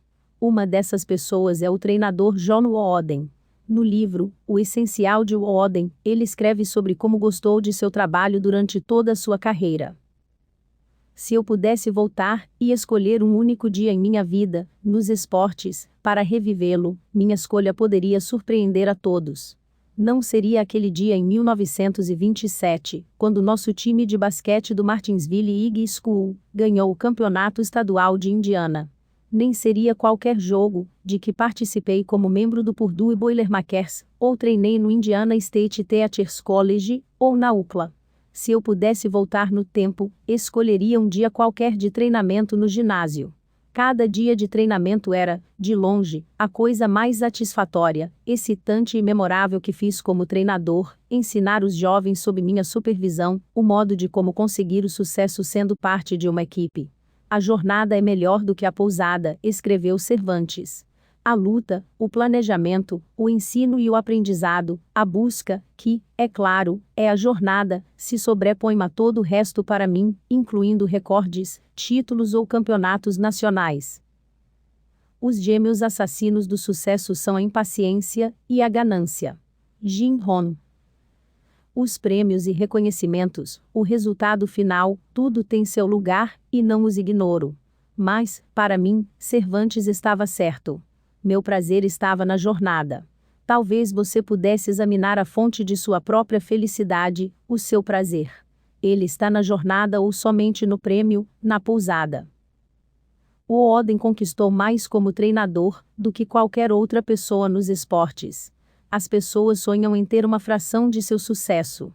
Mas seu deleite não está nos 8 campeonatos nacionais. Não estava em uma temporada perfeita. Estava na jornada. 5. Pessoas realizadas fazem novas descobertas, enquanto vivem a distância entre o sonho e a sua concretização. Se você se voltar para o seu sonho, e mantiver os olhos abertos durante o caminho, acabará encontrando portas abertas, que o levarão a descobertas maravilhosas. O cientista Koichi Tanaka descreve esse fenômeno, e como ele pode ocorrer durante a prazerosa conquista de um sonho. Enquanto trabalhava para tentar criar um íon com lasers, ele conta: fracassei durante semanas e meses antes de conseguir fazer um íon. Por que continuei o experimento? Porque aquilo me dava prazer. Para mim, era divertido descobrir algo que não conhecia antes, e esse prazer me fazia ser persistente. Essa persistência o ajudou a ganhar o Prêmio Nobel em Química. Você tem potencial para fazer muitas descobertas maravilhosas, enquanto luta pelo seu sonho. Nenhuma delas será maior do que as descobertas sobre você mesmo. Sei que isso aconteceu comigo. Ao perseguir o seu sonho, você descobrirá que pode ser mais persistente do que imagina. Pode ser mais engenhoso do que imagina. Pode ir a lugares e fazer coisas que nunca achou possíveis. Você tem potencial para fazer muitas descobertas maravilhosas, enquanto luta pelo seu sonho. Nenhuma delas será maior do que as descobertas sobre si mesmo. A realização do meu sonho me tirou da zona de conforto, elevou meu pensamento, me deu confiança e confirmou meu sentido de propósito. A realização do meu sonho e o crescimento pessoal se tornaram tão entrelaçados que agora eu me pergunto: eu realizei o sonho ou o sonho me realizou? O autor Thomas Merton escreveu que já temos o que precisamos. Com isso, ele quis dizer que não precisamos correr atrás de coisas fora de nós para encontrar satisfação. É realmente uma questão de atitude. Podemos escolher sermos contentes, satisfeitos com nossa vida, não por aceitar o mínimo, mas por descobrir e lutar por nossos sonhos. O maior valor do seu sonho não será o que você irá conquistar, será em quem você se transforma enquanto conquista. Finalmente, não são os nossos sonhos o que conquistamos. Somos nós mesmos. Nós podemos nos descobrir se estivermos dispostos a procurar satisfação na jornada. Finalmente, não são os nossos sonhos o que conquistamos. Somos nós mesmos. O espírito humano é um milagre. Depois que aceitamos uma ideia nova, ou aprendemos uma nova verdade, mudamos para sempre. Depois que ela é esticada, assume um novo formato, e nunca mais volta à sua forma original. Quando descobrimos o crescimento interior, experimentamos muitos ganhos no exterior. E, quando isso acontece, ficamos realizados. Não me espanta que a autora de livros infantis Elizabeth Coates-Worth tenha dito: quando sonho, não tem idade. 6. Pessoas realizadas aceitam a lei natural do equilíbrio. A vida é boa e ruim. Os otimistas tendem a pensar que tudo na vida é bom. Os pessimistas acreditam que tudo é ruim. A realidade é que nenhum dos dois está certo. A vida é as duas coisas. Somente as pessoas que aceitam e abraçam essa verdade são capazes de encontrar satisfação. Por quê? Porque as pessoas que aceitam, mas não abraçam se tornam apáticas, enfrentam toda dificuldade com uma encolhida de ombros e um suspiro. Elas podem sobreviver, mas não terão sucesso. Para alcançar um sonho e ficar satisfeito no processo, é preciso ser proativo, nos bons e nos maus momentos. Uma das coisas que observei nas pessoas bem-sucedidas durante esses anos é que elas fazem o que é certo, não importando como se sentem, e, ao fazerem o certo, sentem-se bem. Por outro lado, pessoas fracassadas querem se sentir bem antes de fazerem o que é certo. Consequentemente, elas nem fazem o que é certo, nem se sentem bem. Quando você estiver viajando nesse período antes de realizar o seu sonho, a maior parte do tempo, não sentirá que está fazendo a coisa certa para que ele se torne realidade. Você vai precisar fazer essas coisas de qualquer jeito. Foi o que Nelson Mandela fez. Ele fez o que era correto, independentemente de como se sentia. Por isso, afirma: descobri o segredo de que, depois de chegar ao topo de uma grande montanha, vemos que há muitas outras para subir. Aproveitei um momento para descansar, roubar a visão de uma paisagem gloriosa que me cercava, olhar para trás e ver o quanto tinha andado. Mas só posso descansar por um momento, porque, com a liberdade, vem a responsabilidade e não ouso desistir, porque minha longa caminhada ainda não terminou. Pessoas bem-sucedidas fazem o que é certo, não importando como se sentem, e, ao fazerem o certo, sentem-se bem. Se você conseguir sempre fazer a coisa certa, apesar de como se sinta, apesar das circunstâncias, apesar do que os outros possam dizer ou responder, ficará satisfeito consigo mesmo. E isso, no final do dia, terá muita importância para determinar se você se sente realizado. A minha jornada. Há um velho ditado que diz que, se você amar seu emprego, nunca trabalhará um dia em sua vida. Não acho que ele seja totalmente verdadeiro. A maioria das pessoas trabalha muito, mesmo quando ama seu emprego. Essas pessoas devem fazer coisas de que não gostam, devem se esforçar acima e além do que é confortável. Provavelmente, é mais exato dizer que, se você fizer qualquer coisa na qual acredita, o trabalho pesado lhe trará satisfação. O trabalho será satisfatório. A romancista Ursula K. Le Guin declarou: é bom ter um fim na jornada, mas, no final, é a viagem o que importa. Conheço muitas pessoas que sofrem da doença do destino. Elas acham que chegar em um certo lugar na vida lhes trará felicidade. Que vergonha! A realidade é que, muitas vezes, quando chegamos onde queríamos, descobrimos que não era o que esperávamos. Se você ficar fixado no destino, mesmo que seja um dos destinos com que sonhara, poderá perder todas as grandes coisas que acontecem pelo caminho. E você perderá a alegria atual. Se estiver convencido de que algum dia no futuro será o seu melhor dia, não prestará atenção no hoje, ou ficará com raiva do seu momento atual. Se não está fazendo algo com sua vida, não importa se ela é longa. Não é suficiente apenas sobreviver. Você precisa realmente viver. Não há nada extraordinário em simplesmente preencher a distância entre a vida e a morte. E esse era o objetivo de Rocky Balboa no filme Rocky original. Conseguir atravessar essa distância. Ele percebeu que não tinha nenhuma chance de ganhar, então estabeleceu como seu objetivo simplesmente atravessar esse caminho, não ser muito humilhado, não ser nocauteado. Antes de sua grande luta, ele não tinha objetivos. Estava meramente existindo, reagindo ao que os outros faziam ao seu redor. Mas algo aconteceu quando ele estabeleceu seu primeiro objetivo. Teve seu primeiro sonho. Ele fez descobertas no processo de conquistar o sonho. Descobriu que havia mais coisas do que pensava. Aproveitou a jornada, e isso levou a sonhar cada vez mais alto.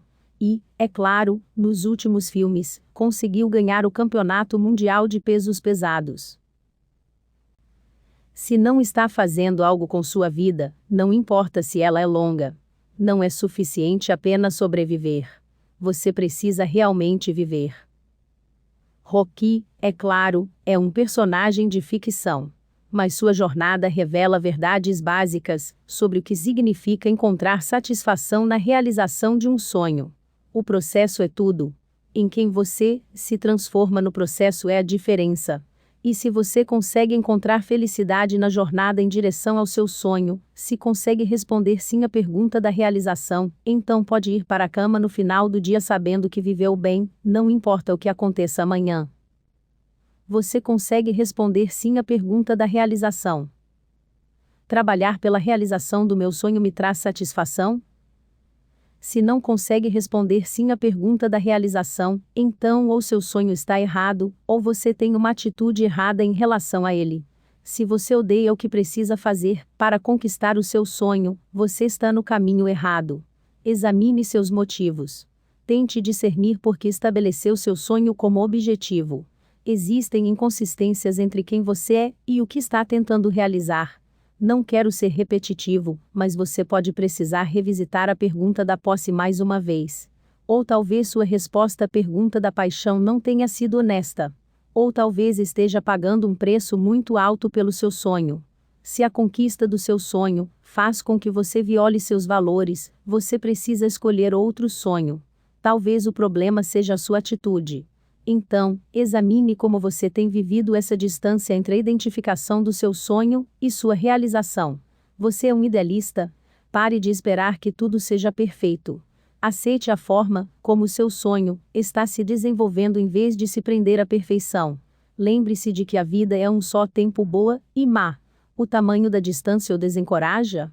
Se os seus sonhos são enormes, também o será a distância até realizá-los. Mude suas expectativas em relação a quanto tempo demorará para conquistá-los. 90% de todos os desapontamentos nascem de expectativas irreais. Você parou de sonhar acordado? Quando algumas pessoas começam a lutar pelos seus sonhos, elas acham que só devem se preocupar com a realidade. Não é assim. Dedique-se a sonhar um pouco todos os dias. Explore possibilidades. Abrace as opções. Seja criativo. Continuar a sonhar, na verdade, ajuda a seguir em frente.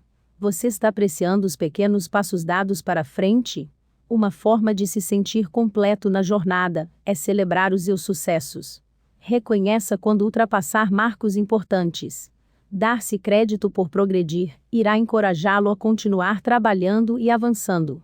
Você fez descobertas pessoais e seu objetivo cresceu? O caminho mais certo para alcançar um grande sonho é crescer.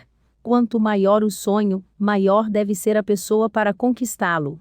O que você pode aprender sobre si mesmo na situação atual? Como pode crescer?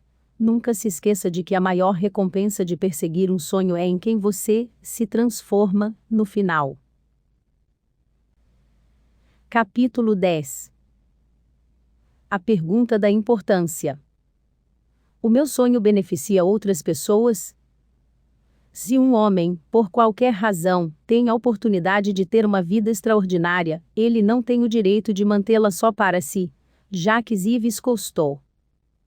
Você deve se fazer uma pergunta final caso realmente queira testar seu sonho, medir se ele é um sonho ao qual vale dedicar a sua vida. Não se trata de uma pergunta complicada. Na verdade, você vai descobrir que este é o capítulo mais curto deste livro. No entanto, a pergunta final tem um impacto mais duradouro. É a pergunta da importância. O meu sonho beneficia outras pessoas? Quem irá se beneficiar do seu sonho? Em uma prateleira em meu escritório tenho alguns livros dos quais gosto bastante. Não são os mais antigos, nem os mais valiosos. Como sou um pouco colecionador, possuo alguns valiosos. Minha coleção de romances de Horatio Alger, e alguns volumes originais escritos pelo líder religioso do século XVII, John Wesley. Não, os livros dessa prateleira em particular, não possuem nenhum valor financeiro, mas um grande valor pessoal. São os livros que mais impactaram a minha vida. Cada um representa uma fase diferente e todos foram instrumentais em me ajudar a seguir a jornada da minha vida. Sempre me pego voltando a essa pequena seção de livros, puxando um, lendo as notas que escrevi nas margens, ou na orelha, e agradecendo pela forma como os pensamentos do autor influenciaram e ajudaram meu desenvolvimento como pessoa. Enquanto trabalhava neste livro, o livro que mais tirava da estante era A Arte de Virar o Jogo no Segundo Tempo da Vida, de Bob Buford. O subtítulo dessa obra mostra do que trata o livro. Ele diz: mude a sua tática de jogo, do sucesso para a importância. Trata-se de um livro que me influenciou muito, quando passei dos 40 anos. A primeira metade da vida, escreve Buford, tem a ver com conquistar e adquirir, aprender e ganhar. A segunda metade é mais arriscada, porque tem a ver com viver para além do imediato. Essas palavras realmente me desafiaram. Fizeram com que eu pensasse em viver além de mim mesmo, e em lutar para ser maior do que meu egoísmo natural. A primeira metade da vida tem a ver com conquistar e adquirir, aprender e ganhar. A segunda metade é mais arriscada, porque tem a ver com viver para além do imediato. Bob Buford. Os grandes homens e mulheres da história não foram grandes por causa do que ganharam ou dominaram. Foram grandes porque se entregaram a pessoas e causas que viveram para além deles. O sonho deles era fazer algo que beneficiasse os outros. Uma minoria rara de pessoas é capaz de se manter próxima a seus sonhos, a ponto de torná-lo importante, estando disposta a abrir mão de tudo para realizá-lo. De pessoas como essas, nunca será dito que, quando morrerem, será como se nunca tivessem vivido. O sonho deles continua vivo, porque viveram para outras pessoas. Foram capazes de responder sim à pergunta da importância. O meu sonho beneficia outras pessoas? Talento impressionante. Uma das histórias mais marcantes que já li sobre alguém que transitou de ambições incrivelmente egoístas para sonhos excepcionalmente desinteressados foi a de William Wilberforce, um nome que até pouco tempo era desconhecido para a maioria, até que o filme Jornada pela Liberdade foi lançado. O sonho que cativava Wilberforce era a abolição da escravidão, e ele terminou dedicando sua vida a isso. Wilberforce nasceu na Inglaterra em 1759, quando o comércio britânico de escravos estava no auge, e muito da economia do país dependia dele. Seu pai morreu quando era garoto, e ele passou parte de sua juventude com tios religiosos. Foi na casa destes, quando tinha cerca de 10 ou 11 anos, que descobriu o que era a escravidão. Lá, conheceu John Newton, um ex-capitão de navios negreiros, que tinha se arrependido de sua vida e se tornado um pastor anglicano. Esse encontro causou uma impressão duradoura em Wilberforce, mas que só ficou evidente vários anos depois. Wilberforce cresceu com privilégios e riqueza. Estudou em Cambridge, mas não se distinguiu academicamente. Era conhecido mais por seu charme, pela sua inteligência e pela sua capacidade de entreter os amigos. Enquanto outros estudavam, ele dava festas e conversava com outros estudantes.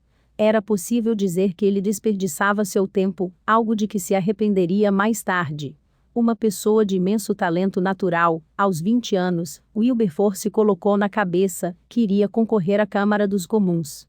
Naqueles dias, sucesso na política era resultado de duas coisas: habilidade retórica e riqueza. Wilberforce tinha as duas coisas em abundância. Em questão de meses, gastou 9.000 libras, uma quantia gigantesca, para promover a sua candidatura. 2 semanas depois de seu 21º aniversário, foi eleito para o parlamento, tendo ganhado o mesmo número de votos que o total combinado de seus 2 oponentes. Wilberforce foi imediatamente bem recebido e se tornou popular nos círculos políticos de Londres. Foi rapidamente admitido em 5 clubes exclusivos frequentados por membros do parlamento, nos quais estes jantavam e jogavam. Apesar da baixa estatura, ele causou uma grande impressão. Suas habilidades interpessoais eram inigualáveis. Ele tinha uma excelente voz para o canto, que usava para entreter seus amigos.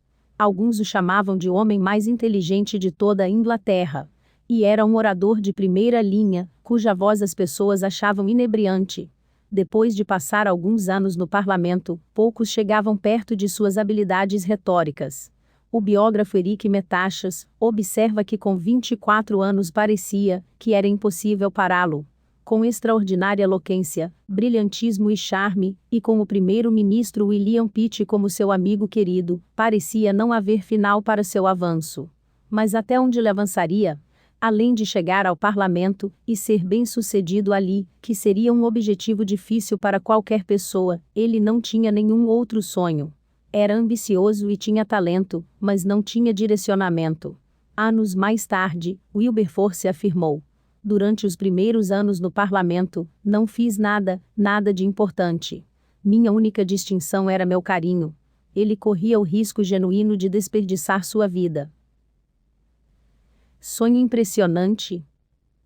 Tudo começou a mudar em 1784, quando Wilberforce começou a explorar a fé religiosa de sua juventude. E, durante esse processo, ele experimentou o que descreve como a grande mudança. Isso marcou permanentemente. 2 anos depois, era uma pessoa diferente, e as mudanças fizeram com que tivesse sonhos maiores do que queria sua insignificância. Ele desejava ajudar os pobres da Inglaterra e lutar contra os vários problemas sociais que atacavam a nação: alcoolismo epidêmico, prostituição infantil, falta de educação para os pobres, crimes, execuções públicas brutais e crueldade animal. Imediatamente se colocou a trabalhar, mas outro empreendimento importante se tornou seu sonho alguns anos depois: a abolição da escravidão.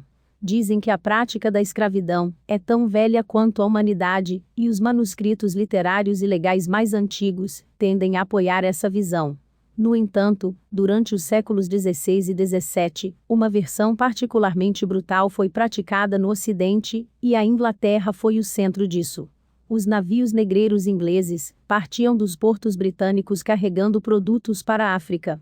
Ao chegarem lá, eles descarregavam esses produtos para vender e navegavam pela costa, comprando pessoas de traficantes de escravos africanos, que ganhavam a vida sequestrando homens, mulheres e crianças. Depois que enchiam os barcos de pessoas acorrentadas, os capitães partiam para a longa e brutal viagem pelo Atlântico até as Índias Ocidentais, onde os escravos africanos eram vendidos. A maioria literalmente trabalhava até a morte durante poucos anos nas fazendas de açúcar dali.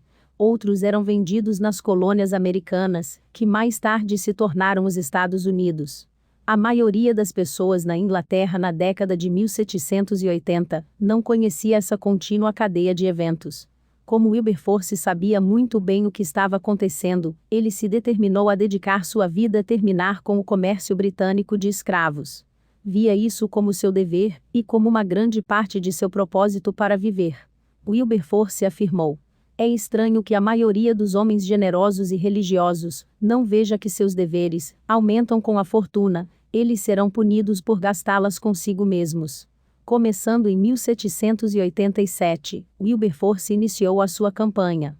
Ele acreditava que, se os membros do parlamento conhecessem as atrocidades da escravidão, votariam por sua abolição imediatamente. Ele e outros proponentes da abolição reuniram impressionantes provas da brutalidade do comércio de escravos em todos os estágios e as apresentaram no parlamento. No seu primeiro discurso sobre o assunto, Wilberforce falou: tanta miséria condensada em tão pouco espaço, é mais do que a imaginação humana já concebeu, tão enorme, tão espantoso, tão irremediável parece ser esse comportamento que minha própria mente está completamente decidida em relação à abolição.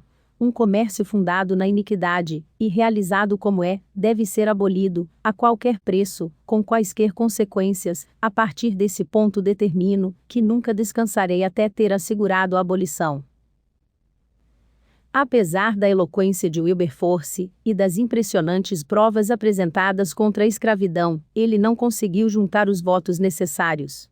No ano seguinte, Wilberforce e seus amigos fizeram com que todos no país soubessem dos males da escravidão. Poetas publicaram versos a esse respeito. Quadros sobre como homens, mulheres e crianças eram empilhados em navios negreiros, foram colocados em vitrines e pendurados em paredes de tavernas por toda a Inglaterra. Foram compostas canções contra a escravidão. Ensaios foram publicados. Josiah Wedgwood criou um camafeu com a imagem de um escravo acorrentado contendo a seguinte frase: não sou um homem nem um irmão. O sentimento público contra a escravidão era forte, mas eles ainda não conseguiram os votos necessários para acabar com ela. Durante 20 anos, Wilberforce lutou contra a escravidão. De 1787 a 1807, leis ao parlamento foram apresentadas 11 vezes, todas derrotadas. Wilberforce poderia ter desistido, se não fosse pelo encorajamento de outros, que sabiam que ele estava fazendo o que era certo. Um deles foi o pregador John Wesley. Com 87 anos, Wesley escreveu sua última carta antes de morrer e enviou para Wilberforce. Ela dizia: caro Senhor, a menos que a força divina o tenha erigido, para ser um Atanásios contra Mundum, um homem contra o mundo todo, não vejo como o Senhor pode encarar seu glorioso empreendimento, e se opor à execrável vilania, que é o escândalo da religião, da Inglaterra e da natureza humana. A menos que Deus o tenha criado para isso, o Senhor se cansará da oposição dos homens e dos demônios. Mas, se Deus estiver com o Senhor, quem poderá estar contra? Todos eles podem ser mais poderosos do que Deus? Não se canse de fazer o bem. Continue, em nome de Deus, e de seu poder, até que a escravidão americana, a pior que o sol já viu, desapareça. Lendo essa manhã um tratado escrito por um pobre africano, fiquei particularmente impressionado pela circunstância de que um homem que tem a pele negra, maltratado ou atacado por um homem branco, não pode pedir reparação, sendo lei em nossas colônias que o juramento de um negro contra um branco não vale nada. Que vilania é essa? Que aquele que o guia desde a infância possa continuar a fortalecê-lo nessa e em todas as coisas, são as preces de, caro Senhor, seu afetuoso servo, John Wesley. Wilberforce perseverou porque sabia o que estava em jogo: a vida de milhões de pessoas. Finalmente, em 23 de fevereiro de 1807, depois de já ter sido apresentada e aprovada na Câmara dos Lordes, a Lei de Comércio de Escravos, que tornava o tráfico ilegal, foi aprovada na Câmara dos Comuns por 283 votos, a favor e 16 contra. O primeiro estágio do sonho de Wilberforce tinha sido aprovado.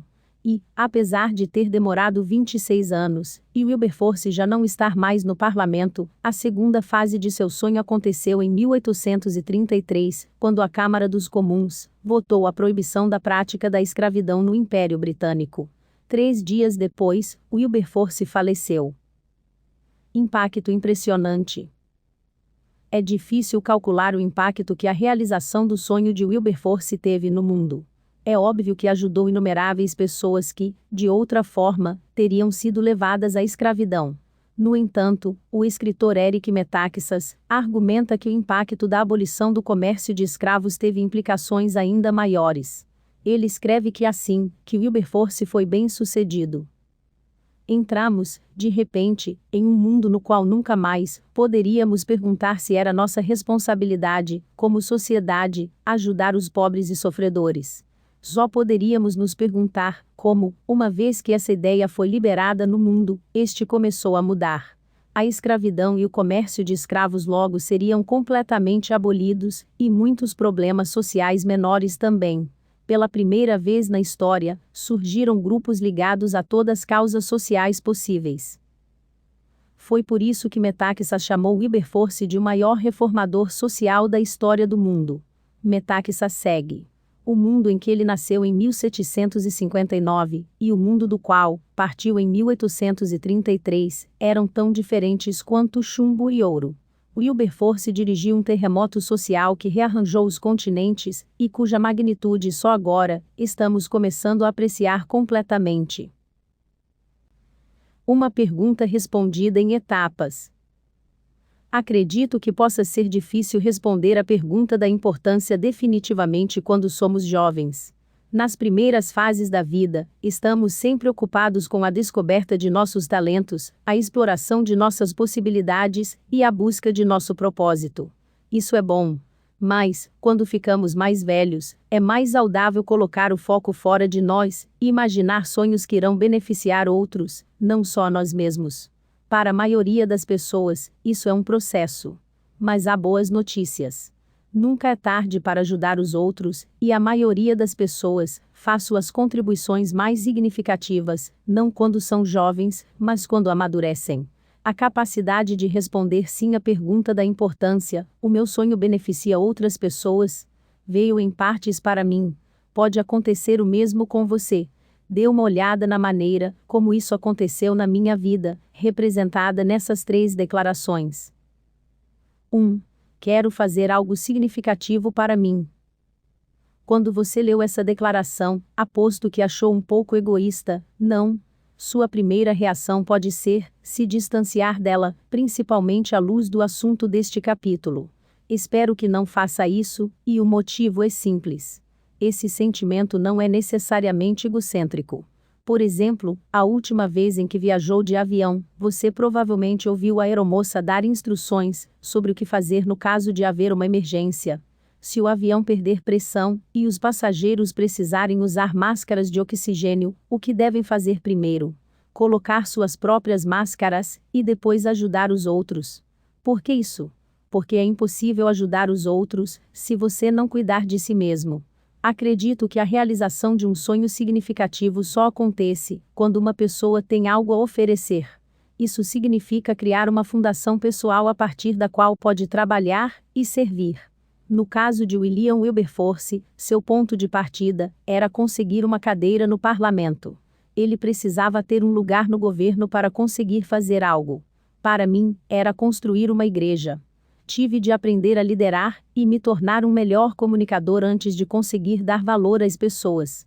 Para você, pode significar construir uma carreira, ou se formar ou ganhar o dinheiro que poderá ser usado para servir aos outros. Se você não fez nada significativo para se ajudar, como será capaz de ajudar os outros?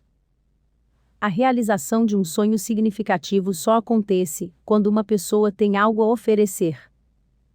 Quando falo a uma plateia de líderes, frequentemente faço duas perguntas importantes.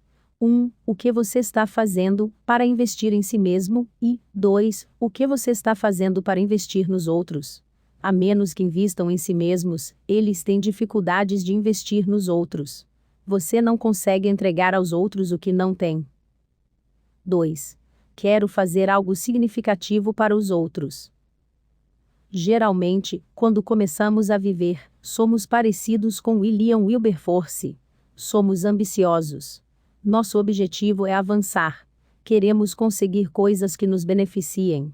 Soichiro Honda, criador das motos Honda, disse que a sua primeira visão não tinha nada a ver com construir uma grande empresa ou realizar qualquer outro nobre objetivo. Ele admitiu: tive a ideia de juntar um motor a uma bicicleta simplesmente porque não queria andar em trens e ônibus lotados. Mas chega um momento na vida de todas as pessoas bem-sucedidas em que elas precisam fazer escolhas. Vão subir a montanha do sucesso sozinhas, ou vão escalar para que possam descer e ajudar os outros a subir. Vamos reconhecer: o sucesso pode levar as pessoas ao egoísmo. Se você tirar o máximo de seu talento natural e trabalhar muito, pode se tornar uma pessoa esquemática que se pergunta: o que vou conseguir com as outras pessoas? Não seria melhor se transformar em um sonhador que pergunta: o que posso dar aos outros? Se você responde sim à pergunta da importância, e seu sonho beneficia outras pessoas, então você está no caminho certo. Isso não significa que precisará salvar o mundo. Você pode começar pequeno e dar o melhor de si. Recentemente, li um livro intitulado Madre Teresa. Venha, seja minha luz. Ele contém muitas das cartas sinceras que Madre Teresa escreveu para seus superiores, contendo seus pensamentos particulares sobre sua vida e chamando a servir as pessoas. Em uma carta, ela escreveu sobre o sucesso potencial da Organização Missionárias da Caridade, fundada por ela. O que você está fazendo para investir em si mesmo e o que está fazendo para investir nos outros? Não sei qual será o sucesso, mas, se as missionárias da caridade levarem alegria a uma só família infeliz, se fizerem com que uma única criança inocente das ruas se mantenha pura para Jesus, com que um único moribundo morra em paz com Deus, não lhe parece, Excelência, que valeria a pena oferecer tudo, só por essa pessoa, porque esta levará grande alegria ao coração de Jesus? Poucas pessoas duvidariam do impacto que Madre Teresa teve no mundo. Ela inspirou milhões de pessoas, sentou com presidentes e reis, além de ser um modelo de serventia no mundo. Mas, como você pode ver, seu sonho de ajudar os outros começou pequeno, com o objetivo de afetar um lar infeliz, uma criança inocente ou um moribundo. Ela falou uma vez: um dia vivido sem fazer algo de bom para os outros, é um dia que não vale a pena viver. Nelson Mandela, mais uma pessoa cujo sonho beneficiou muitas outras, também cresceu dentro do seu sonho. No começo, ele foi motivado por sonhos de liberdade para si mesmo. Mas, não demorou muito, seu sonho cresceu e incluiu outros. Ele afirmou: aos poucos, vi que não só eu não era livre, mas meus irmãos e irmãs também não eram. Vi que não era só a minha liberdade que estava restrita, mas a liberdade de todos que se pareciam comigo. Foi quando entrei no Congresso Nacional Africano, e quando a sede por minha própria liberdade se tornou a sede maior pela liberdade de meu povo. Foi esse desejo de liberdade, para que meu povo vivesse com dignidade e autorrespeito, que animou minha vida, que transformou um jovem assustado em ousado, que levou um advogado que respeitava as leis a se tornar um criminoso, que transformou um homem apaixonado por sua família em um homem sem lar, que forçou um homem amante da vida a viver como um monge. Um dia vivido sem fazer algo de bom para os outros, é um dia que não vale a pena viver. Madre Teresa. Quando Mandela se encontrou em uma bifurcação em sua vida, um caminho levando para os ganhos pessoais, e o outro a servir a seu povo, ele escolheu a estrada mais difícil, a de ajudar os outros. E vejam o impacto que teve. Você já se confrontou com essa decisão? Não significa abandonar o seu sonho. Significa expandi-lo. Thomas Edison afirmou: nunca aperfeiçoei uma invenção sem pensar em como ela beneficiaria os outros. Ele não parou de ser um inventor para ajudar os outros. William Wilberforce não deixou o parlamento para ajudar os outros, apesar de ter pensado nisso em uma época. Não, cada um usou o que já tinha conquistado para si, e usou isso para os outros. Eles adotaram uma atitude serviçal em relação aos demais seres humanos. Nunca aperfeiçoei uma invenção sem pensar em como ela beneficiaria os outros. Thomas Edison. É muito frequente, quando começamos nossa vida, sonharmos em fazer coisas que mudem o mundo, e o pensamento de enfrentá-los nos intimidar. Essa é outra razão para pensarmos pequeno. Se você estiver na segunda fase de crescimento ao responder à pergunta da importância, não tente ajudar todo mundo. Tente ajudar alguém. Faça isso e com o tempo, pode se encontrar vivendo o que São Francisco de Assis descreveu quando disse: comece fazendo o que é necessário, depois faça o que é possível, e, de repente, você estará fazendo o impossível. Mas mesmo que você jamais faça grandes coisas, encontrará grande felicidade ao fazer as coisas certas. Nenhum ato de gentileza é pequeno a ponto de não valer a pena. 3. Quero fazer algo significativo com os outros. O jornalista de televisão aposentado Tom Brokaw observou: é fácil ganhar dinheiro. É muito mais difícil fazer algo memorável. Uma razão para isso é o fato de que fazer coisas importantes exige trabalho em equipe. A Madre Teresa não fez nada sozinha. Nem Nelson Mandela ou William Wilberforce. Os sonhos deles eram grandes e, por isso, exigiam a participação de muitos outros para ajudá-los. As pessoas que querem conquistar um sonho significativo com os outros devem ser capazes de ajudar outras pessoas a abraçarem o mesmo sonho. E, quando fazem isso, todos recebem um lindo presente. Se pudermos compartilhar um sonho com outras pessoas, expandiremos as possibilidades delas e as nossas também. Aos 61 anos, olho para trás, para a jornada de realização do meu sonho e sorrio. Pouco percebi quando comecei com o desejo de aumentar a importância dos outros, que isso iria adicionar importância a mim. Agora entendo. Nós não devemos receber nada sem dar, e não podemos dar nada sem receber em troca. Nossa vida são rios, não reservatórios. Acrescentar valor aos outros é a forma mais certa de adicionar valor à nossa própria vida. Lutar por um sonho com outros significa praticar em conjunto, sacrificar-se em conjunto, trabalhar em conjunto, planejar em conjunto, comunicar-se em conjunto, ganhar em conjunto e celebrar em conjunto. Que coisa maravilhosa! Isso sim é comunidade. É um grupo cujos membros fazem uma transição intencional da comunidade para mim, para de mim para a comunidade. Entregar-se a uma causa que acrescenta valor aos outros e juntar-se a outras pessoas para cumprir esse objetivo é o ponto máximo de se viver um sonho. Nós não devemos receber nada sem dar, e não podemos dar nada sem receber em troca. Anos atrás, a autora e oradora Florence Littauer ensinou uma lição que imprimiu essa verdade em mim. Ela ofereceu a seguinte sequência de passos para desenvolver um sonho que positivamente responde à pergunta da importância. Ouse sonhar. Sonhar significa assumir riscos, sair da sua zona de conforto. Prepare o sonho, a configuração determina o sucesso. Tudo que começa bem, termina bem. A preparação dá uma chance ao seu sonho. Vista o sonho, assuma-o completamente. Seu sonho não é um adendo à sua vida, ele é sua vida. Repare o sonho, manutenção contínua é necessária para manter o sonho vivo. Sonhos precisam de cuidados constantes. Compartilhe o sonho, passe-o para outros. Torne-os proprietários e conquistem os sonhos conjuntamente. Um sonho não vale a pena se não beneficiar outras pessoas. E não é satisfatório, a menos que seja conquistado juntamente com outros. É por isso que estamos aqui, para ajudar outras pessoas. Como declarou Woodrow Wilson, você não está aqui somente para viver.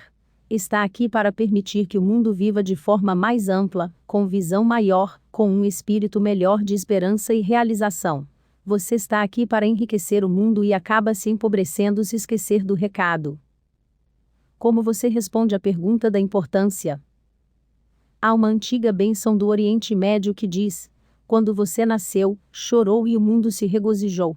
Talvez viva sua vida de forma que, quando morrer, o mundo chore e você então se regozije. Se essa bênção se torna verdade, ou não em nossa vida, vai depender em grande parte de como respondemos à pergunta da importância. No começo deste capítulo, mencionei o livro A Arte de Virar o Jogo no Segundo Tempo da Vida. Nele, Bob Buford pergunta: quando você trabalha para realizar o seu sonho, que diferença isso terá daqui a 50, 100 ou 500 anos? Os sonhos das pessoas, que menciono neste capítulo, ainda estão tendo um impacto. Passaram-se mais de 175 anos desde que Wilberforce morreu, e o impacto de seu sonho ainda é sentido. Se o seu sonho não beneficia os outros, se ele ajuda somente você, então perde a importância 5 minutos depois de sua partida. Qual é o foco do seu sonho? Você está lutando para sobreviver? Está procurando sucesso? Ou está lutando por algo importante? A escolha é realmente sua.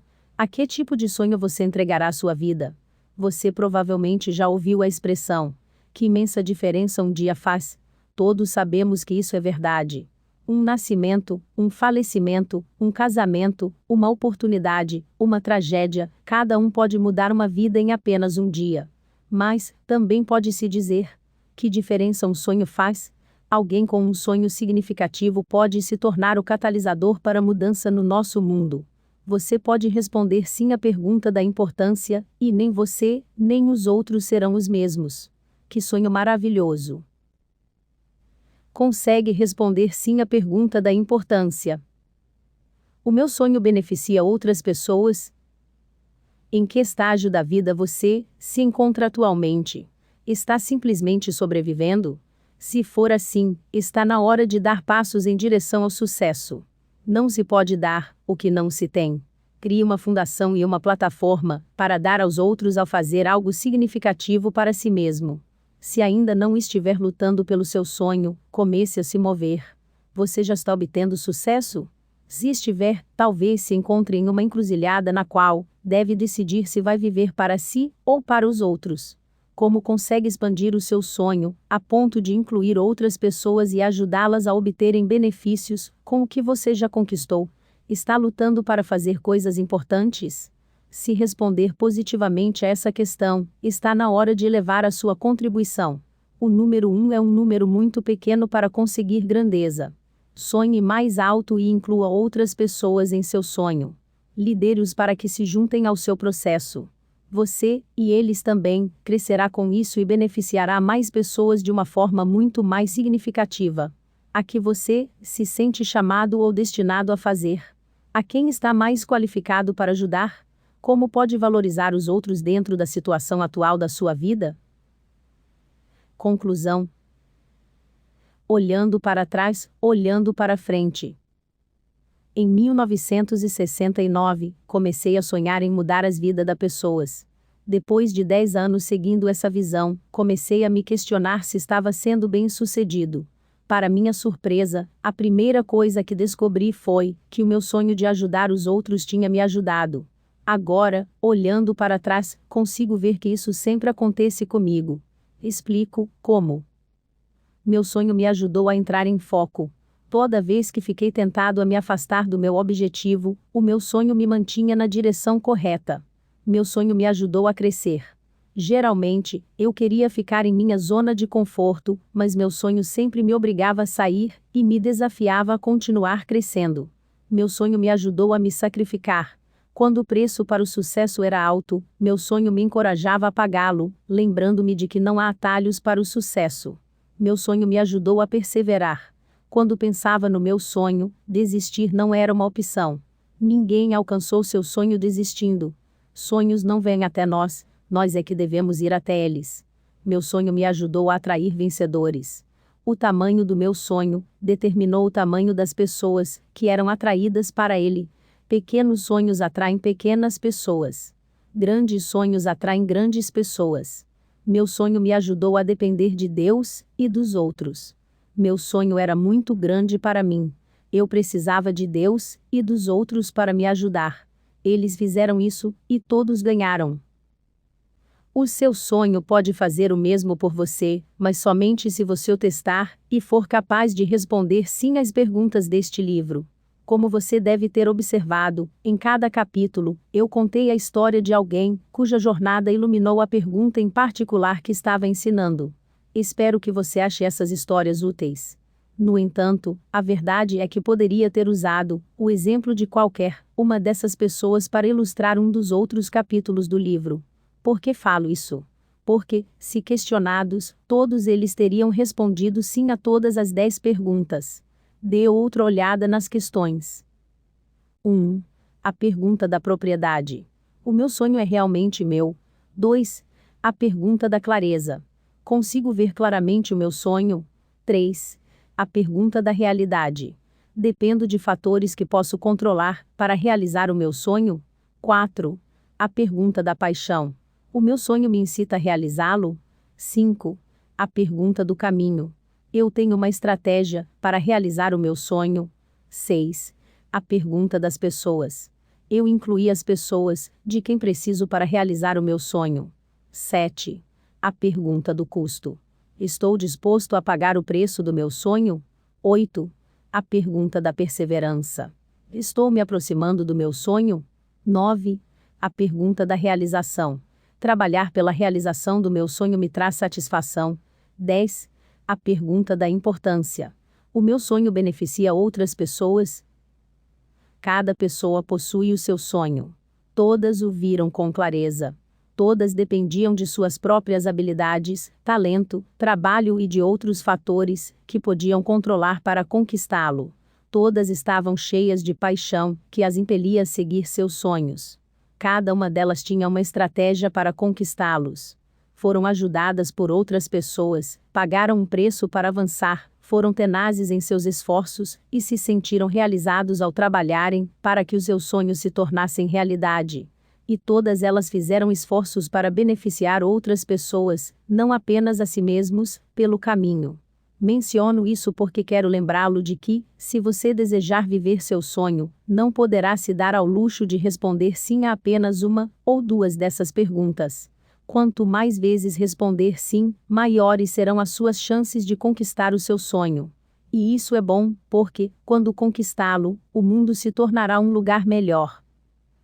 Se você gostou, por favor, deixe o seu joinha, se inscreva, compartilhe o vídeo com seus amigos. Até o próximo vídeo.